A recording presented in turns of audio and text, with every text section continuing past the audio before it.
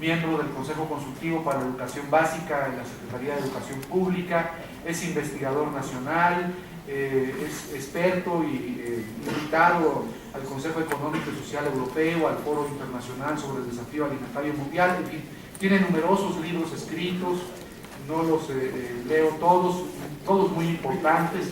Por ejemplo, aquí tengo uno, por mencionar alguno de todos los que tiene escritos, que se llama Montoya Martín del Campo, México ante la Revolución Tecnológica, es uno de sus últimos libros.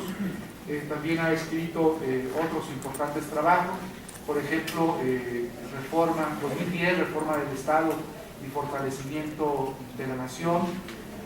Otro libro importante es Marco Jurídico para la Revolución Digital y la Sociedad del Conocimiento, más allá de la inconstitucionalidad de la Ley Televisa, que fue publicado por Javier Esteño Madrid y Ana Rosa Alba de la Selva en el libro colectivo llamado La Ley Televisa y la lucha por el poder en México, y así tiene un gran conocimiento de estos temas. Voy a leer brevemente, que es muy modesto, me mandó un currículum breve, del doctor Ciro Murayama.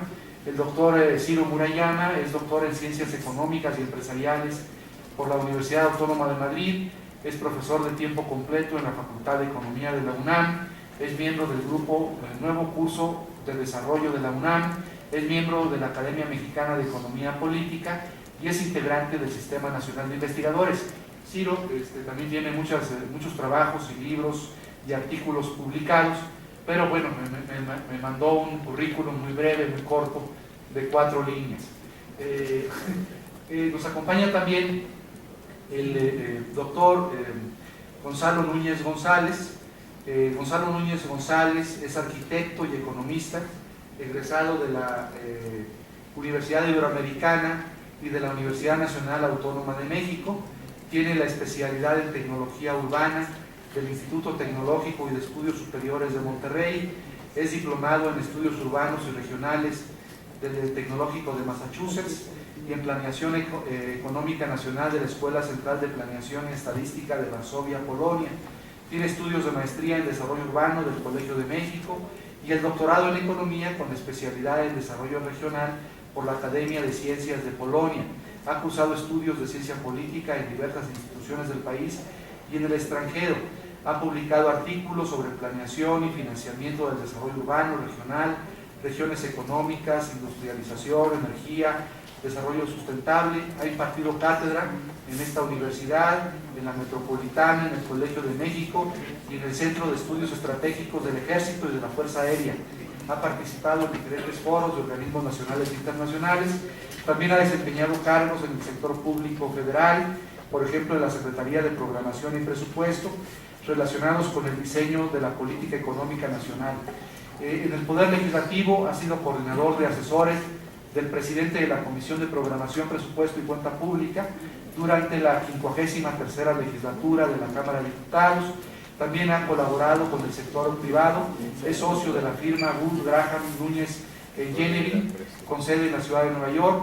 Se ha desempeñado como director general del Centro Mexicano de Análisis Regional, ha ocupado diferentes cargos en algunos partidos políticos, fue candidato a diputado federal propietario por el principio de representación proporcional en la 55ª legislatura por parte del Partido Revolucionario Institucional y ha sido gerente general del Colegio Nacional de Economistas, AC, y es asesor del presidente de la Federación de Colegios de Economistas, AC, miembro del Centro de Estudios Estratégicos Nacionales y socio de distintas empresas de consultoría especializada del extranjero. Él nos acompaña, y bueno, y como no ha llegado el senador, que estaba en primer lugar en la lista de panelistas, voy a darle la palabra al doctor Alberto Montoya Martín del Campo, y posteriormente al doctor Ciro Murayama, y finalmente al doctor Gonzalo Núñez González. Tiene la palabra por 20 minutos el doctor Alberto Montoya Martín del Campo. Como tú quieras, puedes usar la mesa o la tribuna también, la tribuna que está más utilizada. Sí, muy bien.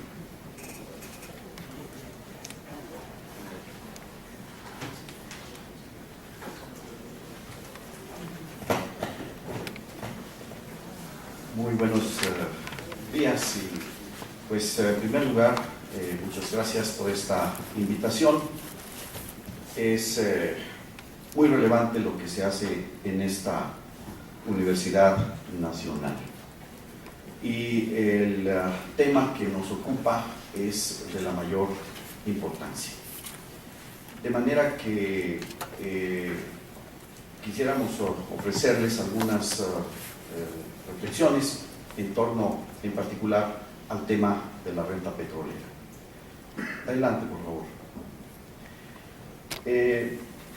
México tiene un proyecto histórico y tiene mandatos constitucionales que provienen de transformaciones y de luchas históricas. No es simple y sencillamente el acuerdo de un grupo de individuos que en un momento dado establecieron una constitución. La Constitución de 1917, en sus artículos 27 y 28, planteó cuestiones fundamentales que cambiaron el régimen jurídico, en particular en lo que se refiere a la explotación de los hidrocarburos que había sido establecido durante el gobierno de Porfirio Díaz. En esencia, lo que plantea, y todos lo sabemos, es que es la nación la propietaria originaria y que la nación es la que lleva de manera directa su explotación y mantiene su dominio directo, y que esta actividad no constituye un monopolio, sino que a través de los organismos del Estado se lleva a cabo esta explotación. Entonces, el marco constitucional actual es esencialmente el dominio directo, control del territorio, y en donde toda la renta petrolera es para la nación y para su desarrollo. Esto supone entonces un desarrollo integral. Es falsa la idea de que la actividad del Estado se limita a la extracción y venta de crudo. Es el desarrollo integral de la industria petrolera y eléctrica por parte del Estado, que a su vez se convierte en un impulso fundamental para el resto de la economía. Ante este proyecto histórico de los mexicanos está el proyecto que los Estados Unidos pretenden y han buscado llevar a cabo de una nueva forma de colonización. Hay un proyecto neocolonial claramente en marcha como voluntad de los Estados Unidos de América, en donde los recursos naturales, las industrias energéticas son incorporadas en la seguridad energética y seguridad nacional de los Estados Unidos. Y para eso se han firmado tratados comerciales en donde se va desmontando la capacidad de una economía política de tener un proceso de acumulación nacional. Y esto entonces tiene como gran propósito el apoderarse de toda la renta petrolera, de toda la industria, de todos los recursos y de todas las capacidades y sustento del sector energético. La energía no es un sector económico, es la base de toda la economía, y en el caso de la economía política nacional es su principal sustento en cuanto a ingreso fiscal, en cuanto a divisas y en cuanto a capacidad de compensar un desequilibrio sistémico de déficit comercial que genera el resto de la economía. Siguiente, por favor. De manera que frente a estos dos proyectos tenemos que el proyecto nacional permite que el 100% de la renta petrolera sea apropiada por el Estado. Ha sido mal utilizada para compensar el déficit de recaudación del sistema fiscal, pero finalmente es una renta que en su totalidad va al Estado mexicano. En el proyecto que ha ido avanzando a través de distintas fases, en donde empresas privadas y extranjeras empezaron a realizar actividades sustantivas de Pemex. A partir del 2008 se avanzó a una segunda fase en donde ya se compartió a través de los contratos incentivados parte de la renta petrolera, y a lo que se busca llegar es a estos contratos que ahora ya se han definido en la propuesta gubernamental como de utilidad compartida, pero también alianzas y coinversiones en donde se compartiría la renta petrolera y en donde México no recibiría impuestos de estas actividades económicas. Siguiente. Estos dos proyectos claramente tienen un objetivo diferente y también es muy claro que no existe ninguna justificación técnica o económica como se ha pretendido argumentar. No hay justificación técnica porque independientemente de los tipos de yacimientos en los que se encuentren los hidrocarburos, son hidrocarburos.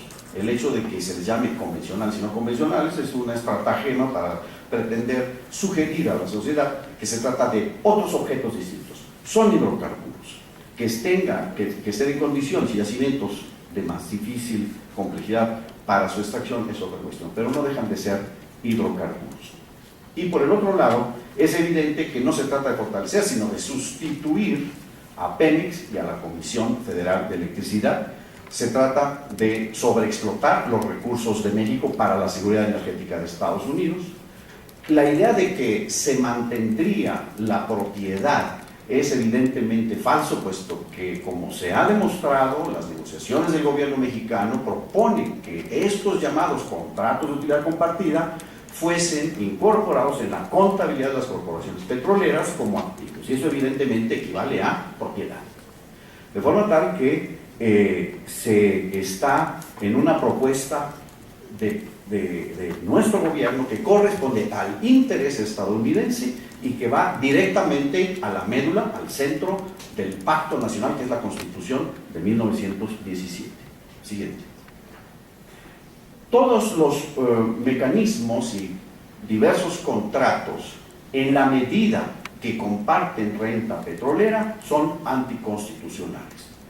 Incluso es muy doloso de parte del gobierno haber presentado la supuesta legitimidad de su iniciativa, que es una iniciativa exactamente opuesta al proyecto y a las decisiones que tomó las Cárdenas de expropiación del petróleo, en el que en el artículo 9 de la ley reglamentaria del 27 establece con toda claridad que en esa participación, como se propuso en aquel momento, solamente serían a mexicanos, empresas formadas exclusivamente por mexicanos y además en ningún caso a empresas por acciones. Esos límites claramente establecen qué tipo de contratos sí son constitucionales y qué tipos de contratos no son constitucionales. Hay una perfecta claridad, hay un perfecto límite, hay una frontera claramente definida de qué es y qué no es constitucional. Siguiente. De manera que lo que se pretende con los denominados contratos de utilidad compartida, que en el fondo también son una de las variantes de los contratos de producción compartida, es el hecho de que de facto se pierde la propiedad. ¿Por qué se pierde la propiedad? Porque se le cede a una entidad privada por un determinado periodo de tiempo el monopolio de la explotación y la extracción de los hidrocarburos que se encuentren en ese territorio. De forma tal que de facto se está cediendo propiedad, aunque evidentemente el gobierno ha sido cuidadoso de no utilizar la palabra de concesión, que fue el concepto de Porfirio Díaz. De forma tal que estos contratistas estarían protegidos evidentemente por las condiciones de esos contratos y en términos reales esta capacidad de dominio de esos territorios incidirían en una extensión de facto de la territorialidad estadounidense sobre el dominio que debemos de tener los mexicanos sobre nuestro territorio y sobre el derecho de explotación de nuestro territorio. Siguiente. Hay una cuestión, además, especialmente grave. Durante el proceso de la política petrolera, desde el año 38, ustedes pueden ver en esta gráfica cómo la producción fue justamente impulsada a partir del año 74. Recordemos, la OPEP, el año 73 se establece este embargo y entonces crea una situación mundial de aumento de precios que tuvo efectos económicos en Estados Unidos, en Europa, en todo el mundo, y que por lo tanto motivó el interés de Estados Unidos de aumentar rápidamente la explotación en otros proveedores, comillas, confiables. Estamos nosotros ahí, de manera que ustedes pueden ver la línea verde, que es la superior, es la producción total en barriles diarios de petróleo. La línea roja tiene que ver con el consumo interno y la línea azul del medio es las exportaciones. A partir de 2007 entonces se empieza a abrir una brecha entre las necesidades del mercado interno y la capacidad de exportar crudo, y un horizonte de reservas que reduce su temporalidad. Siguiente. Esto lo podemos ver en esta gráfica que ilustra los años de reserva en relación a la producción. Entonces, no estamos en una condición de abundancia de reservas probadas, sino de muy pocas reservas probadas. Para una nación, tener reservas probadas para 10 años de explotación es nada. Comparado con las reservas de Venezuela, posiblemente estemos hablando de 100 años de reservas en relación a la extracción que lleva a cabo Venezuela. Venezuela ahora tiene las mayores reservas probadas del mundo. Entonces, es un asunto, además, especialmente delicado y grave, y pretender aumentar la plataforma de extracción hasta 3.5 millones de barriles diarios es verdaderamente un atentado a la seguridad energética y a la seguridad nacional, como lo propone el gobierno. Siguiente. Vemos cómo las reservas probadas de Estados Unidos han disminuido drásticamente desde el año 80 hasta el 2010, y en el caso de México la caída es brutal, de forma tal que lo que esto significa es que hemos sobreexplotado nuestros yacimientos. Siguiente. Vemos aquí el nivel comparativo de reservas de México, que pues está situado en los niveles más bajos de reservas en comparación con otros países del mundo. Siguiente. Sin embargo, en términos de producción, es decir, de extracción de crudo, somos de los mayores países extractores. ¿Qué quiere decir eso? Que tenemos pocas reservas y le estamos sacando a una gran velocidad, lo cual es evidentemente muy grave y muy, digamos, es un atentado contra nuestra seguridad energética y nuestra seguridad nacional. Siguiente. Aquí vemos en esta gráfica la comparación del año 90 al año 2005, las reservas de las que disponemos. Veamos cómo hemos bajado a niveles pues, sumamente reducidos de reservas probadas. Veamos también que Estados Unidos no tiene reservas propias. Estados Unidos usa el petróleo del mundo. Estados Unidos consume el 25% de todos los barriles que se producen todos los días, son aproximadamente 84 millones de barriles, de los cuales Estados Unidos consume aproximadamente entre 19 y 20 millones, de los cuales solo produce 8 en su territorio e importa 12 millones de barriles. Y esto además se mantendrá durante las próximas décadas, contrario a lo que se afirma de que todos serán exportadores de crudo. Eso, documentos de la Comisión de Relaciones Exteriores del Senado estadounidense lo demuestran. Ellos ahí con toda claridad, en un documento interno del Senado de Estados Unidos, dicen: vamos a ser dependientes de la importación de crudo durante las próximas décadas. Siguiente. De manera que las consecuencias de este despojo neocolonial de los recursos nacionales y de la industria energética serían la sustitución de Pemex y de la Comisión Federal por empresas extranjeras, explotación acelerada de las limitadas reservas. Las empresas extranjeras controlarían evidentemente todas las energías renovables, perderían la oportunidad de utilizar la renta para desarrollar tecnologías e industrias nacionales públicas en este sector.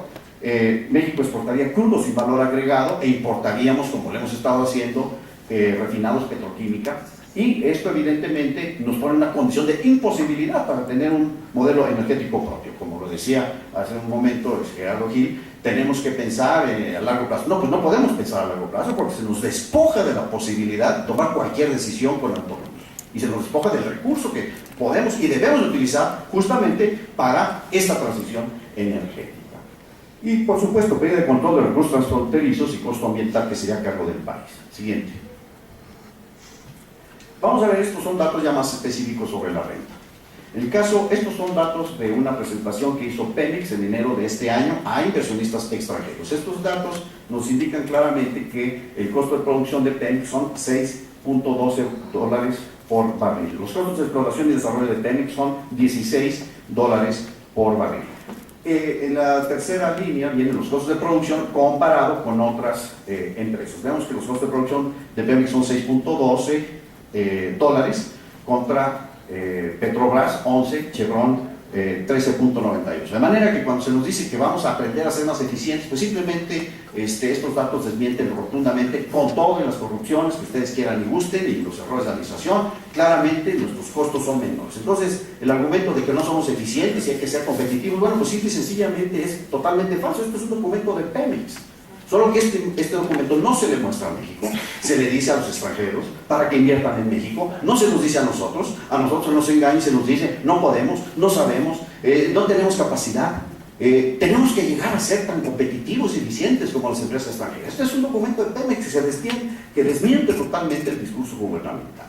Y los costos de exploración y desarrollo, de manera que Pemex tiene 16 dólares en exploración y desarrollo. Aquí habría que ver también qué es lo que incluye, porque seguramente están aquí incorporados pues todas las PDVSAs que se han estado contratando con un costo financiero extraordinariamente alto para los mexicanos. Siguiente.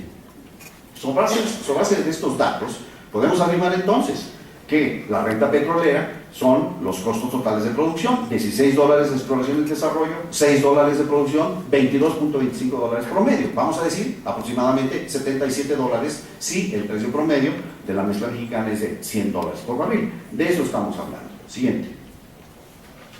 De manera que la renta petrolera la podemos definir así, es total de barriles, ¿verdad? Que se extraen, que se venden y que se multiplica por el precio de la mezcla del crudo, menos los costos de producción, en donde los costos de producción son los pagos de financiamiento, tecnologías, operación, amortización de inversión, personal, administración, para explorar, extraer y almacenar y transportar el crudo.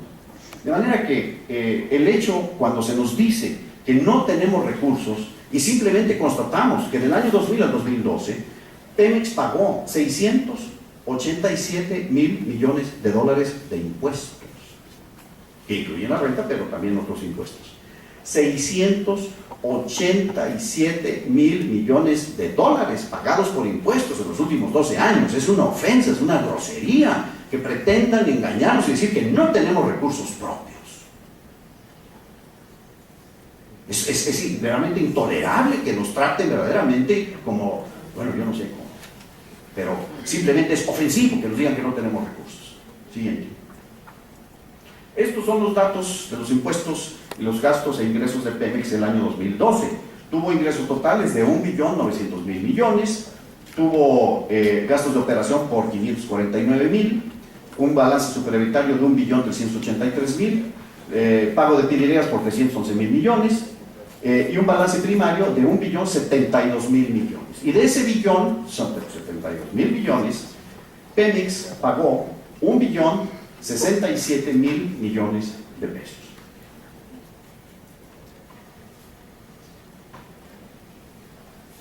De manera que es un insulto decirnos que no tenemos recursos propios. Pemex pagó el año pasado 1 millón de millones, 1.067.000 millones de pesos de impuestos. Claro que tenemos recursos. Y eso no es de ninguna manera fundamento para pretender cambiar el pacto de la nación que está establecido hace 100 años en la Constitución del 17. Siguiente. Evidentemente la renta petrolera sería una renta que conduciría al pago de intereses a bancos extranjeros, dividendos para los accionistas en la bolsa de valores de Exxon, de British Petroleum, de Chevron, de Texaco, pagos por sobreprecio a proveedores en tecnologías, insumos, maquinaria, tuberías, plataformas, equipos de transporte, equipo electrónico, automatización, diseño, ingeniería, bombas y otros, que además serían comprados en el exterior. Porque además estas empresas estarían gobernadas por el Tratado de Libre Comercio, que impide que las empresas extranjeras tengan criterios de desempeño. No se les puede pedir que tengan un balance de divisas, no se les puede pedir que tengan un contenido nacional, no se les puede pedir que contraten a proveedores nacionales, no se les puede pedir que manden o destinen parte de su producción a un cierto mercado o a otro, y se pagarían impuestos a países extranjeros. ¿Por qué? Porque están los tratados que impiden la doble tributación. E inmediatamente, en esa hipótesis, todas esta renta petrolera que hoy es de la nación serviría para el pago de todas estos rubros y evidentemente despojando a la nación de un recurso y una renta que pertenece a la nación. Siguiente. Por lo tanto, habrá una disminución del aporte fiscal de Pemex, ya lo estamos viendo en la iniciativa presentada. Habrá una desindustrialización y mayor dependencia energética, no una soberanía energética, no una mayor intensidad y desarrollo de inversiones y tecnologías nacionales, y por lo tanto persistiría y se profundizaría un estancamiento económico que hemos observado a lo largo de los últimos 30 años, que contrasta con un crecimiento 6.2% durante 30 años del año 32-82, con el modelo de economía mixta con base en la Constitución. Siguiente. Aquí vemos claramente cómo el promedio de los ingresos fiscales, aquí se refiere a los ingresos tributarios como proporción del PIB, en México es del orden del 15%, en los países de la OECD es del orden entre el 30 y el 35% del Producto Interno Bruto. Es decir, tenemos una recaudación extraordinariamente baja que además se sustenta principalmente en la renta petrolera. Siguiente. Ya conocemos claramente cómo está la estructura fiscal. Simplemente recuerdo algo que se le debió haber dado seguimiento anual. Este es un reporte del año 2005 de la Auditoría Superior de la Federación y saca estos resultados. 50 grandes contribuyentes pagaron 74 pesos de impuestos sobre la renta al año. 10 grandes contribuyentes recibieron una devolución promedio de 1.742 millones de pesos cada uno y se encuentran altamente concentradas. Esto es algo que evidentemente demuestra la constitución actual del pacto en el cual las grandes corporaciones no tributan en México, sea de capital nacional o extranjero. Siguiente.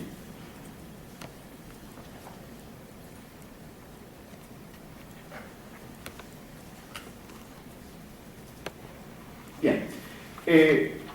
Evidentemente que esto pues tendría graves consecuencias para la nación de ser aprobado.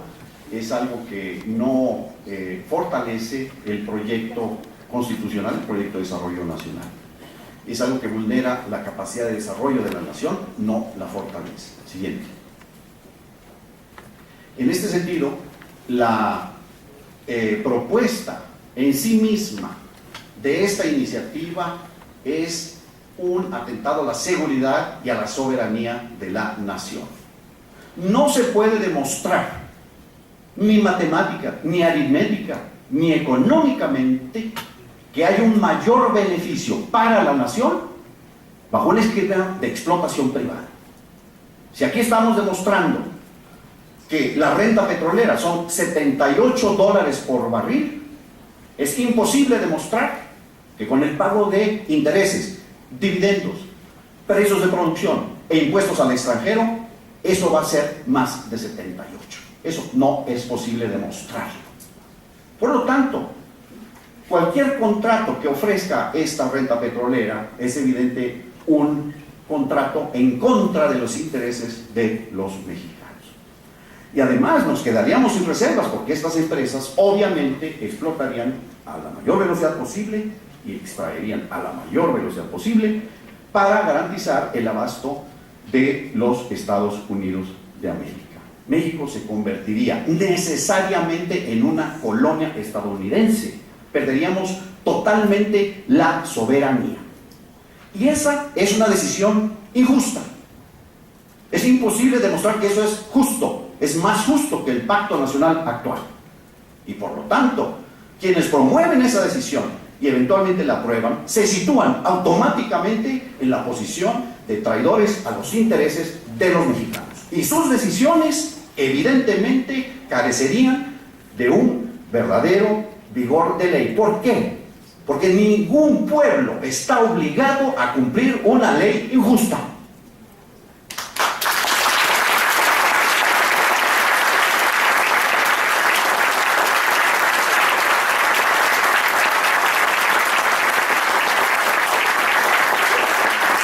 Que algo sea ley quiere decir que obliga. Ningún grupo que esté posicionado en los poderes públicos nos puede obligar a cumplir una ley injusta. Y no lo vamos a reconocer. Siguiente. De manera que esto equivale a una regresión histórica de un siglo. No es al futuro.